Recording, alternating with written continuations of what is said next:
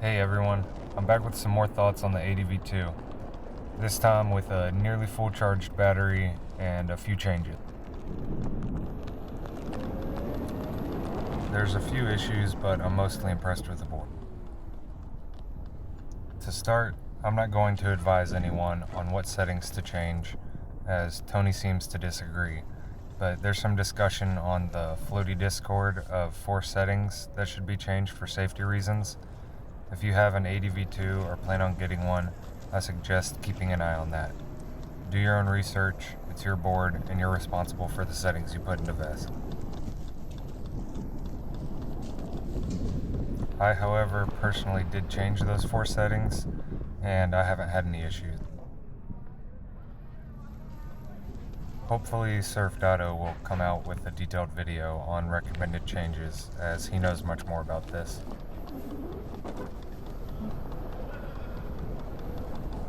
Other than those settings, the main issues I ran into was from lowering the height of the rail. I only lowered it one setting, but this caused the valve stem to rub on the block. The best way to fix this is going to be getting an angled valve stem, or you can just Dremel down the corner. I didn't want to raise the ride height back up and wait for a new valve stem, so I went ahead and just Dremeled the corner. This isn't a big deal for me, being that I'll never ride on the highest setting, and likely I won't ever change my rail height again. Apparently this was an issue with the ADV1 also, so I'm a bit surprised Tony missed this, or didn't include angled valve stems. Additionally, lowering the rail height makes it so that the fender cannot be used. It is sitting so tight on the tire that the tire can barely move. This was a bit disappointing because I actually bought 2 fenders and an extra set of fender bases. I was planning on using plastic JB weld to connect a fender with a fender base, and then I was going to attempt to use flight fins with that. I now think I'll be 3D printing a set of ADV2 flight fenders. I've attached the link to a 3D print file in the description. I'm also looking at a set of footholds that are 3D printed that mount to the ends of the board, and I'll report back whenever I install one of those and test them out. But other than those 2 minor issues from lowering the rails, I really enjoy the feel of the rails being lowered. It's a lot closer to the feeling of an XR. I don't feel as much like I'm riding on top of the board, but more seated in the board, and I feel like I have more control this way. I'm now able to carve more confidently and throw my weight around without feeling like my feet are just going to slip off the board.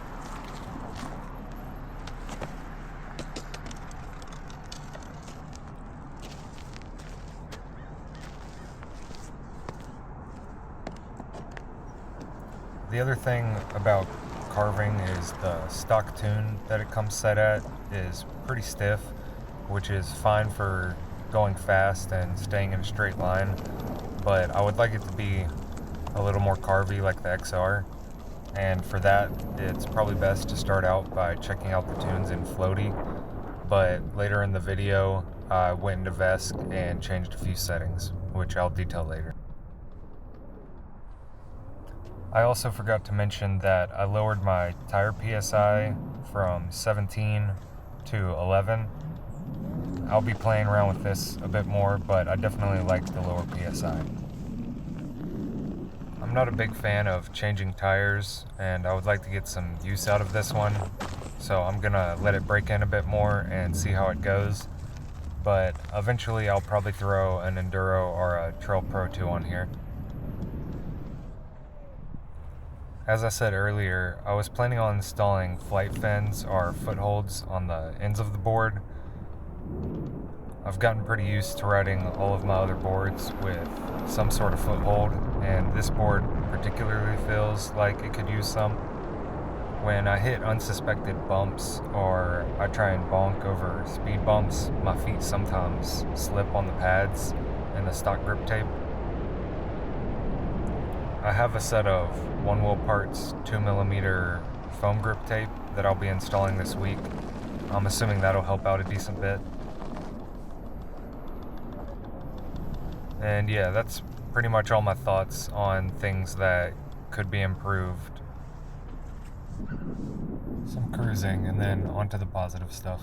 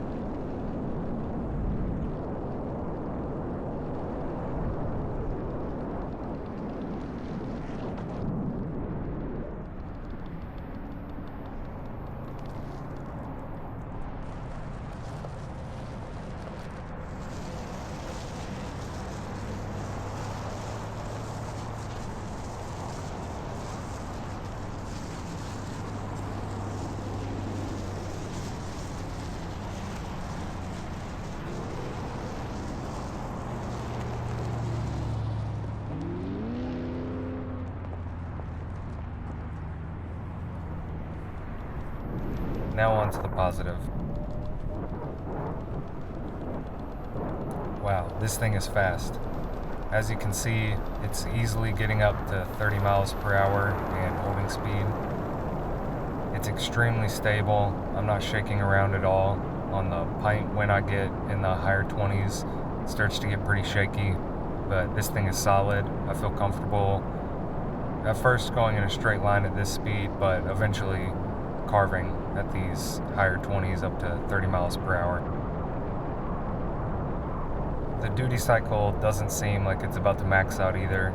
I think I'm hitting about 85% tops, so it's got some more headroom, and it'll be really interesting to see what speeds people max this thing out at, especially with a little bit of a decline. I was occasionally getting pushback at these higher speeds, but it's pretty subtle. It's unlike the future motion boards, which really throw you back and sometimes make it difficult to ride and even stay on the board. This is a nice, smooth reminder that you're getting pretty high up in the duty cycle and it's time to slow down. This is my first time cruising this fast on a one wheel, and it didn't feel too sketchy. The performance really blew my mind, not only on the top end speed, but how quick it gets there. I'm assuming we're going to see people hitting 40 miles per hour on this board, even though I don't really advise that. Here's just a few more runs of me going up to 30 miles per hour and turning back around.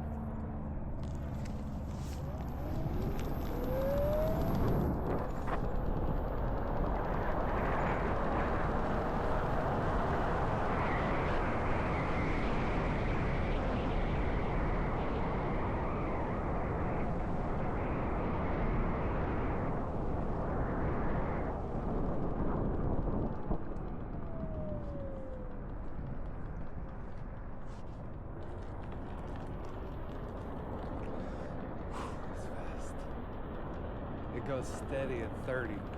like 30, 31 steady. And it still has room. Damn, it's fast. There's a bike that might pass this in a little bit.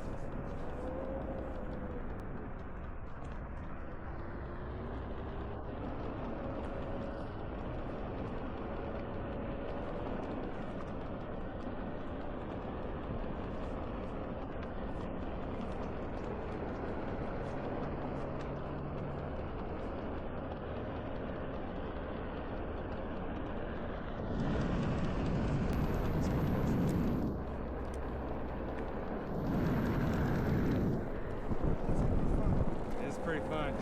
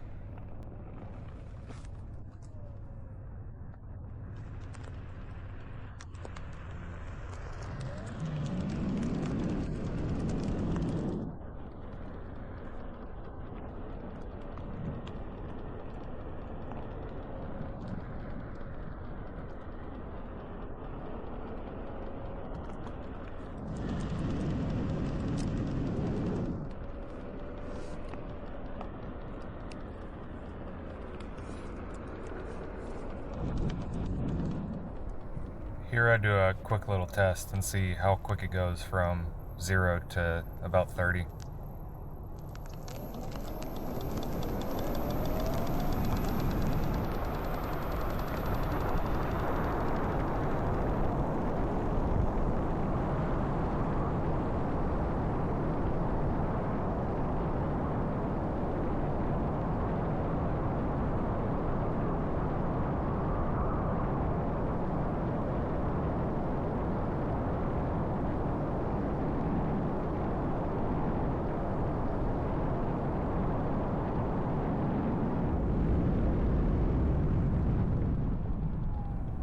So that took about 10 seconds to go from 0 to 30 and a bit more. I'm still getting used to the board. I'm sure people will be going even faster than that.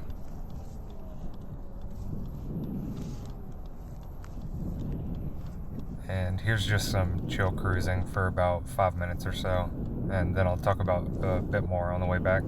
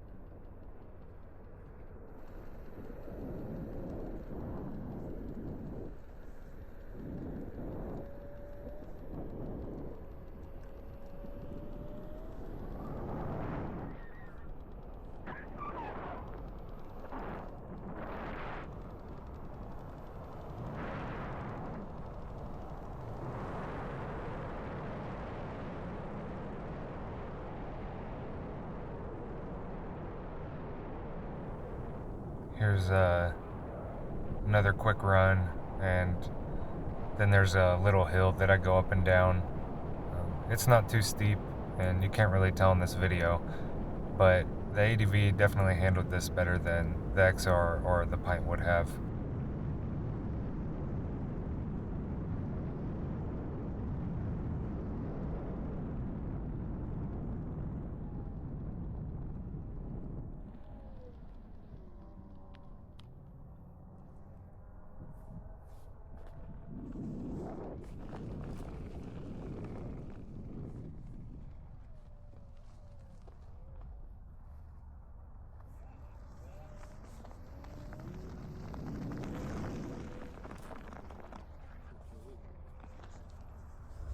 I'll be looking for a steeper hill and try and do a comparison with this and my 20S 2P XR.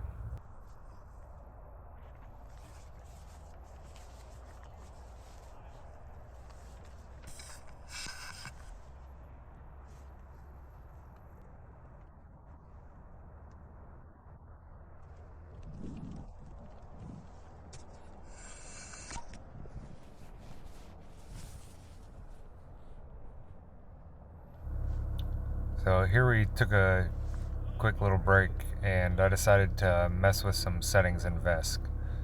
As I said earlier, I probably should have started with just the tunes and floaty, which is where that custom spot is on the app. For turn tilt back, I changed the strength and angle limit to 0. I'm not sure what's best for these settings, and I just copied what's currently in my Pint. And for balance Mahoney filter, I turned up pitch KP to 2.4 to loosen up the board. I still have a lot to play around with and learn with all the Vesc settings, but leave a comment below if you have any recommendations for specific settings or any tunes that you find out work nice with this board.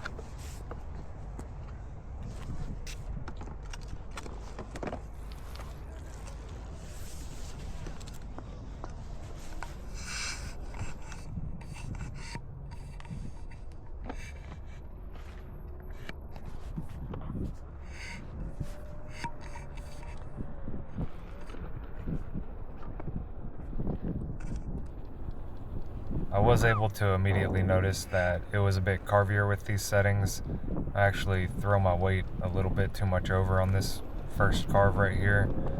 I'd gotten used to really having to push my weight into it on the ride here, and it's definitely a little looser now, so I don't have to lean as hard. I'm definitely enjoying the feel of the board a lot more with the rails lowered and some of the settings changed. It's starting to feel closer to my XR, but I'm sure it's going to take a minute to fine-tune it.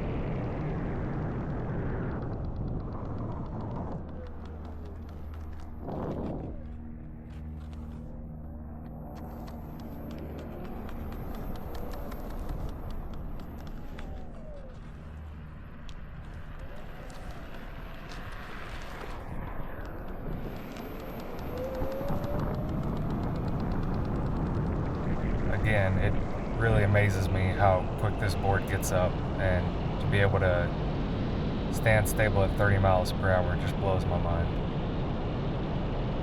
I'm overall really impressed with this board, and it'll definitely be my go-to for street riding, and hopefully soon I'll test it out on some trails and see how it does there as well.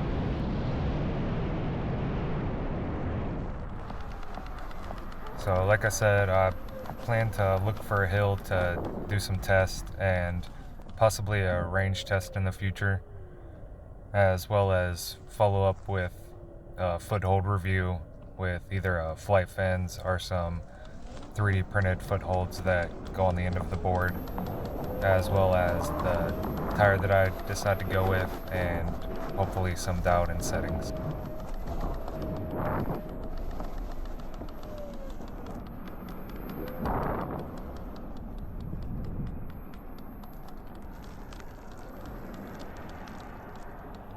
So here we just swap out boards and take a pretty chill cruise on the ride back. So that's about it for my first real review of the ADV2. Thanks for watching, stay safe, and float on.